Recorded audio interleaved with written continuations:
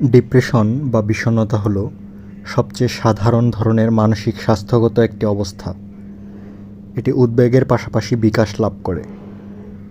Depression স্বল্পস্থায়ী বা দীর্ঘস্থায়ী উভয়ই হতে পারে।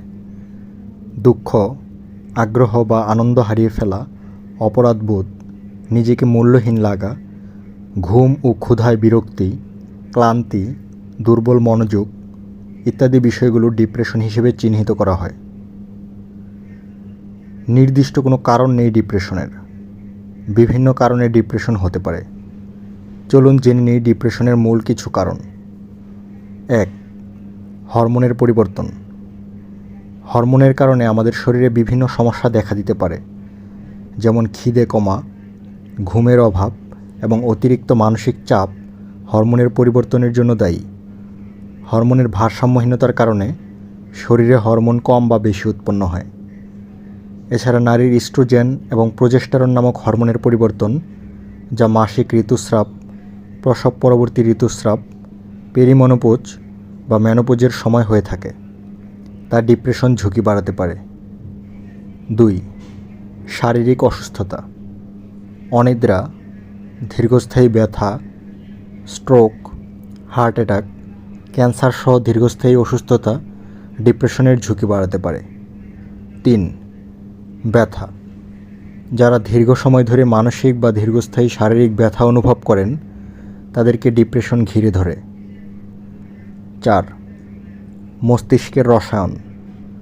মস্তিষ্কের যে অংশ মন মেজাজ, চিন্তাভাবনা, ঘুম, ব্যবহার ইত্যাদি পরিচালনা করে, সেখানে রাসায়নিক ভারসাম্যহীনতার কারণে ডিপ্রেশন হতে পারে। 5. শৈশবের ট্রমা। খুব ছোটোবেলার কোনো স্মৃতি যা এখনও মনে ভয়ের সৃষ্টি করে, সেগুলোর কারণে ডিপ্রেশন হতে পারে। এসব কারণ ছাড়াও আরও কিছু কারণ আছে যেগুলো আমাদের ডিপ্রেশনের ঝুঁকি বৃদ্ধি করে। চলুন এমন আরও গুরুত্বপূর্ণ কিছু বিষয় সম্পর্কে জেনে নিই, যে বিষয়গুলো আমাদের ডিপ্রেশনের দিকে ঠেলে দেয়।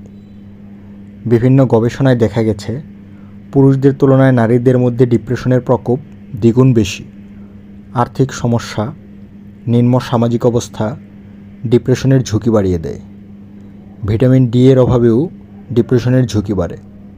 ঘুমের ওষুধ, জন্ম নিয়ন্ত্রণ পিল, কর্টিকোস্টেরয়েড এবং ব্লিটা ব্লকার সহ কিছু ঔষধ বিষণ্ণতার বর্ধিত ঝুঁকির সাথে যুক্ত হতে পারে। এছাড়া মাদক সেবনেও ডিপ্রেশনের ঝুঁকি বাড়ে। মনে রাখবেন, মানুষভেদে ডিপ্রেশনের লক্ষণ আলাদা আলাদা রকম। তবে ডিপ্রেশনে থাকলে শারীরিক স্বাস্থ্যের মতো মানসিক স্বাস্থ্যের প্রতিও গুরুত্ব দিন। প্রয়োজনে চিকিৎসকের পরামর্শ নিন। ভিডিওটি ভালো লাগলে লাইক, কমেন্ট, শেয়ার এবং সাবস্ক্রাইব বা ফলো করতে ভুলবেন না। আর হ্যাঁ, সাবস্ক্রাইব করার সময় পাশে থাকা বেল আইকনটি চেপে দিবেন অবশ্যই। ধন্যবাদ।